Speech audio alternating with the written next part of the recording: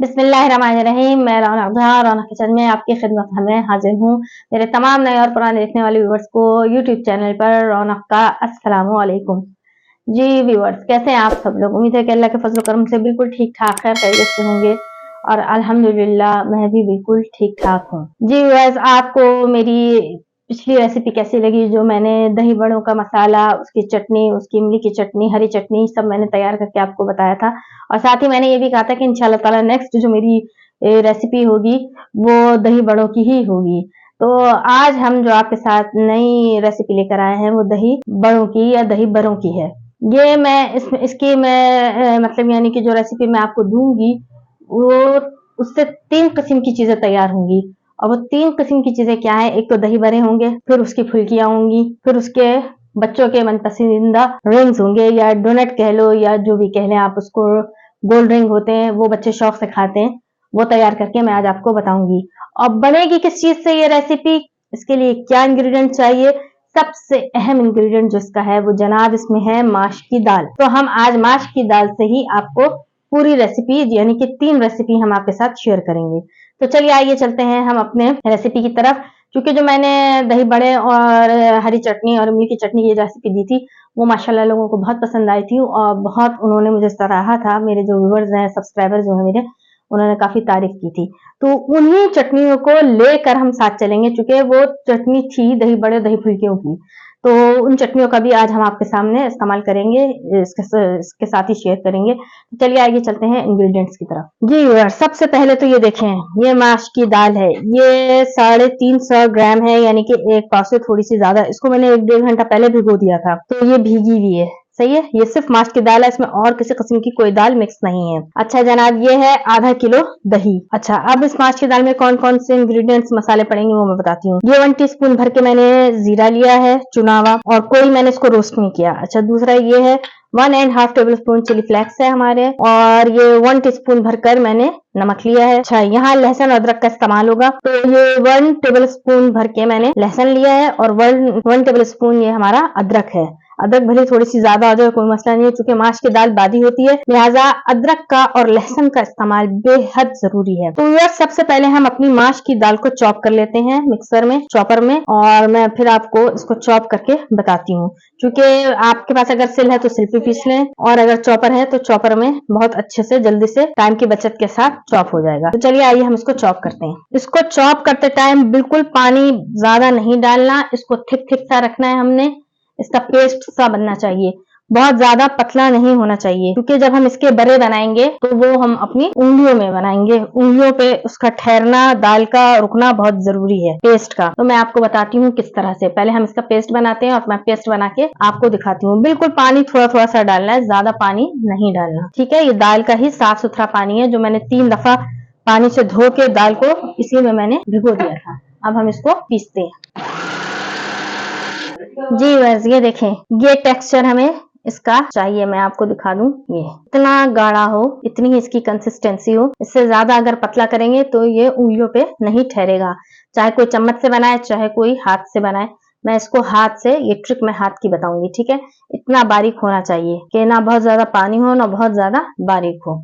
तो इसी तरह हम अपनी बाकी की भी सारी दाल चॉप कर लेते हैं। जी व्यूअर्स, ये देखें हमारी माश की दाल अच्छे से पिस गई है। ये इसकी कंसिस्टेंसी चाहिए हमें, इससे ज्यादा हमें पतला नहीं करना। मैं बार बार कह रही हूँ, इससे ज्यादा पतला हमें नहीं चाहिए, ठीक है? अब हम अपने इसमें सारे इंग्रेडिएंट्स डालेंगे। तो सबसे पहले हम डालते हैं ये नमक, फिर उसके बाद चिली फ्लेक्स, लहसुन, ये अदरक, और ये रहा हमारा सफेद जीरा, और इसको हम अच्छे से फेंटते हैं। कोई सोडा किसी चीज की जरूरत नहीं है, अब भी फिलहाल किसी चीज की जरूरत नहीं है।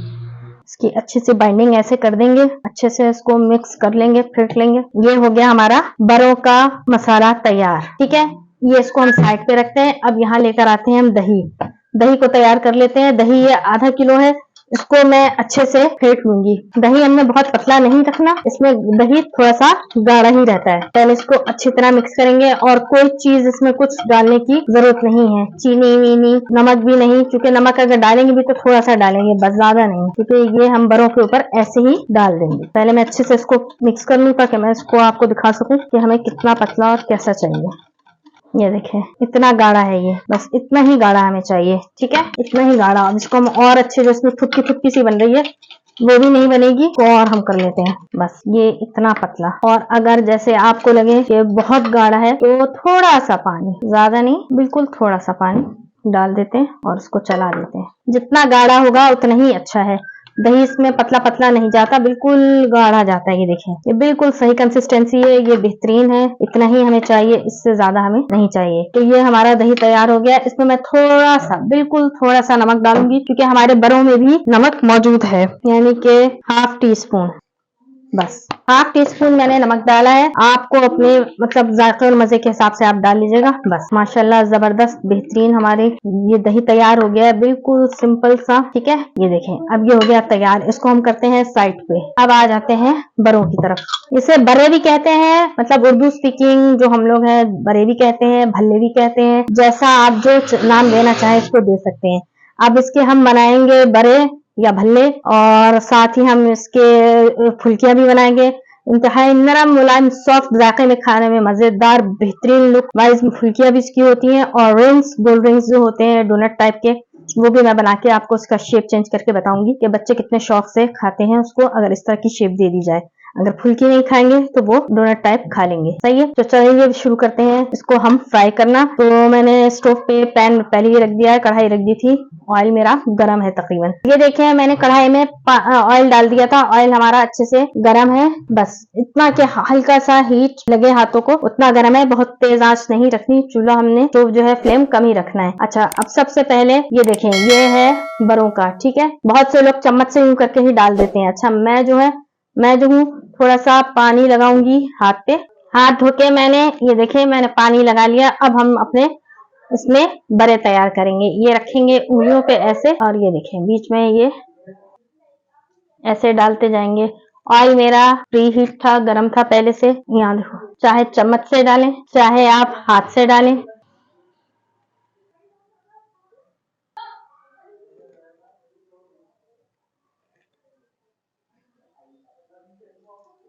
चम्मच से भी मैं आपको डाल के दिखा देती हूँ।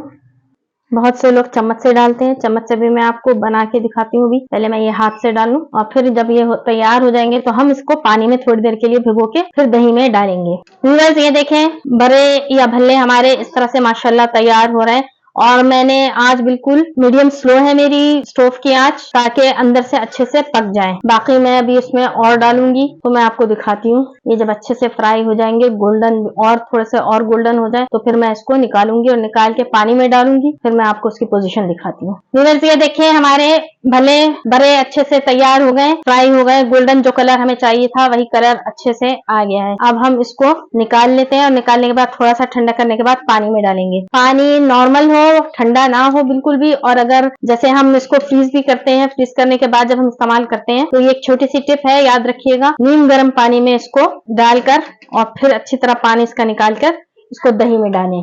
ये देखें, देख रहे हैं आप। अब इसको हम ऐसे छोड़ते हैं और फिर मैं इसमें थोड़े से और डालती हूँ। जी वैसे ये देखें मैंने पानी में भल्लों को अच्छे से भिगो दिया था, और ये देखें बिल्कुल सॉफ्ट, इसमें देखें पानी भर गया, ये देख सकते हैं। अब इस तरह से हम लेंगे, भल्लों को उठाएंगे और ऐसे करके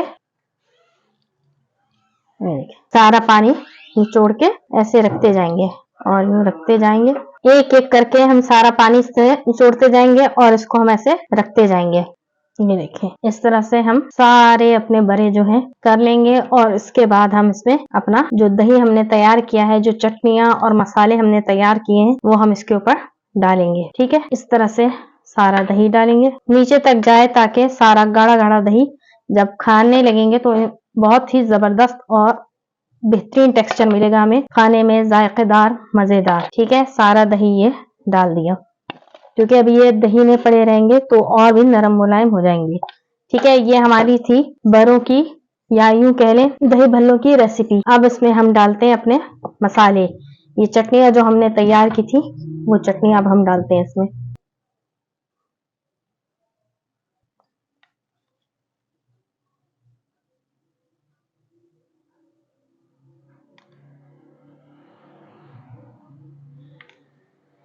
जितनी आपको जरूरत हो उतनी डालें। ठीक है, और अब उसके बाद हम अपना ये बरों का भल्लों का मसाला तरह से ये डालेंगे, और साथ ही ये आप इस तरह से अपना तैयार कर अपने पास रख सकते हैं, ताकि जितनी आपको जरूरत हो उतना इस्तेमाल कर सकें। ठीक है, ये तो हो गई हमारे दही बड़ों की रेसिपी।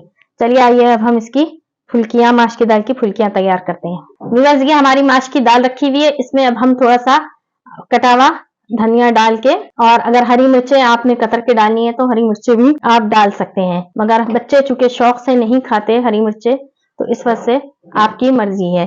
अब हम जो है इसको अच्छे से फेंट के इसकी फुल्कियां तैयार करते हैं। अच्छा, नमक मिर्च जो कुछ है वो सब आप अपने हिसाब से, अपने टेस्ट के हिसाब से कम ज्यादा कर सकते हैं। अब हम इसकी बनाएंगे फुल्कियां। ठीक है, ये देख सकते हैं आराम से फुल्कियां इसकी पड़ जाती हैं और इंतहाई नरम, मुलायम और सॉफ्ट होती हैं, जो आप आराम से इमली की चटनी के साथ खा सकते हैं।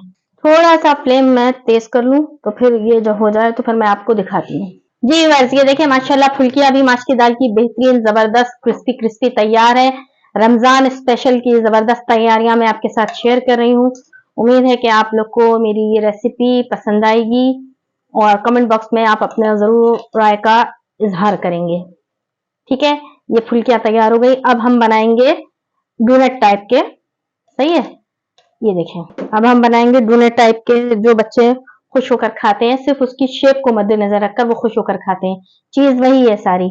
ठीक है, ये देखें अब इसी के हम बनाएंगे बड़े, यानी कि डोनट रिंग्स। ये हाथ में ये देखें इस तरह से रखकर बीच में से सुराख कर दें। ये पकड़ा और बीच में से अगर ऐसे सुराख कर देंगे ना तो वो डोनट शेप हो जाएगी। हाथ में उंगलियों में पानी लगा लगा के इसको ठहराना पड़ता है, वरना लोग चम्मच से भी डालते हैं। मैं बार बार जब मैं ले रही हूँ डोनट, तब तब मैं हाथ में पानी लगा रही हूँ। माशाल्लाह हमारे डोनट्स यानी रिंगो रिंग्स भी एकदम माशाल्लाह तैयार है। बच्चों के जबरदस्त और फेवरेट पसंदीदा नरम मुलायम। अब हम इसको भी निकाल लेंगे। हमारे रिंग्स आप देख सकते हैं, ये देखेंगे इस तरह से इसके डोनट जैसी शक्ल होती है। ये देख रहे हैं, बीच में होल भी है। जितना अच्छा टेक्सचर आप तैयार करेंगे माश की दाल का, गाढ़ा गाढ़ा पतला नहीं होना चाहिए, उतना ही अच्छा वो काम करेगा। तो इसीलिए उसको इतना गाढ़ा गाढ़ा रखा जाता है और कोशिश ये होती है कि कम से कम पानी डाला जाए, या ना ही डाला जाए तो ज्यादा बेहतर है, सिर्फ छींटा दिया जाए। तो ये हमारे अच्छे से डोनट्स भी तैयार हैं। दही बड़े भी मैंने आपको तैयार करके दिखा दिए, फुल्कियां भी मैंने उसकी बना दी माश की दाल की, यानी कि एक टेक्सचर से 3 किस्म की वैरायटी रमजान में तैयार हो सकती है। इसलिए मैंने आपको ये बता के दिखा दिया है। और इसका ये है कि आप बड़ों को तो ये है दही बड़ों को तो ये है कि आप आराम से ऐसे निकालकर जिपलॉक बैग में फ्रीज भी कर सकते हैं। ये एक बहुत अच्छी टिप मैं आपको बता रही हूँ कि जैसे ही आप दही बल्ले निकालें, यानी कि जो बल्ले हमारे हैं वो निकाल कर पानी में डाले बगैर उसको आराम से जिपलॉक बैग में अच्छे से फ्रीज कर दें। ये देखिए ये हमारे डोनट तैयार हैं। तो चलिए आइए अब हम आपको डिश आउट करते हैं और दिखाते हैं और मजे लेते हैं। व्यूअर्स ये देखिए जबरदस्त हमारे डोनट, फुल्की और दही बड़े जो हैं बेहतरीन से रेडी हो चुके हैं, तैयार हैं। आप देख सकते हैं अच्छे से इसको। डोनट और फुल्कियां माश की दाल की तैयार है। तीनों चीजें मैंने माश की दाल की बनाई है। उम्मीद है कि ये रेसिपी रमजान स्पेशल में आपको बहुत पसंद आएगी और नई रेसिपी होगी। मुझे कमेंट बॉक्स में कमेंट करके जरूर बताइएगा कि आपको मेरी आज की ये रेसिपी कैसी लगी है। अब मैं आपको ट्राई करके बताती हूँ कि हमारे दही बड़े जो हैं वो कैसे बने। ये देखें, ये देखें इमली की चटनी, हरी चटनी, जबरदस्त बेहतरीन से ये दही बड़े आप देख सकते हैं। दही भी माशाल्लाह बेहतरीन। ये सर्विंग का तरीका मैं आपको बताऊं, इस तरह से आप पेश करें तो बहुत सी तारीफें होंगी।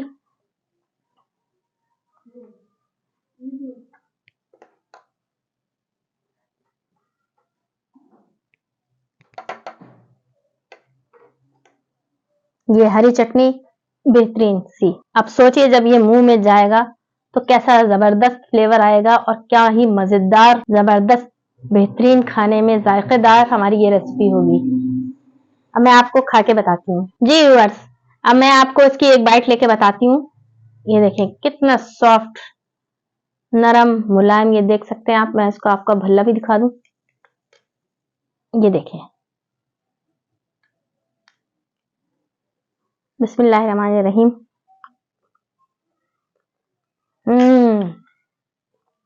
यकीन जाने व्यूअर्स, आप लोग खाएंगे और दुआएं देंगे। रमजान स्पेशल में ये बेहतरीन रेसिपी है आपके लिए। हम लोग 11 महीने खाना खाते हैं, खाना खाने पकाने में पूरा हम लोग साल लगा देते हैं। एक महीना रमजान का आता है। इस एक महीने में अगर हम ये जो मैंने आपको जो ये रेसिपी बताई है दही बड़ों की और दूसरी तीसरी चीजें हैं, पकौड़े हैं, साल में एक मरतबा रमजान मुबारक में अगर हम इसकी तैयारी करें तो कोई इसमें मुज़ायका नहीं है। बेहतरीन रेसिपीज आपको मिलती हैं, आप उसको ट्राई कीजिए, रमजान में बनाइए और खाइए और दुआएं दीजिए। और कमेंट बॉक्स में कमेंट करके मुझे जरूर बताइएगा कि मेरा आज का ये रमजान स्पेशल में माश की दाल के बड़े, फुल्कियां और ये डोनट आपको कैसे लगे। इसी के साथ मुझे रौनक जहाँ को रौनक किचन से इजाजत दीजिए। अपना ख्याल रखिएगा, अपने प्यारों का ख्याल रखिएगा और सबसे अहम बात, मेरे चैनल को लाइक करिए, सब्सक्राइब करिए और जनाब इसको शेयर भी कीजिए अपने दोस्तों में, यारों में, अजीज और अकारिब में। और कमेंट बॉक्स में कमेंट करके मुझे जरूर बताइएगा और बेल आइकन का बटन भी जरूर दबाइएगा। इससे मेरी नई आने वाली रेसिपी, रमजान स्पेशल की जितनी रेसिपी है वो आपको सबसे पहले देखने को मिलेगी। इसी तरह इंशाल्लाह ताला मैं नेक्स्ट वीडियो में नई रेसिपी के साथ आपके सामने हाजिर होंगी। इंशाल्लाह ताला आप देखते हैं कि इंतजार करिएगा और बताइएगा मुझे कि अगली मेरी नेक्स्ट कमेंट बॉक्स में बताइएगा कि अगली मेरी वीडियो क्या होनी चाहिए रमजान स्पेशल में। तो इसी के साथ मुझे इजाजत दीजिए। अल्लाह हाफिज।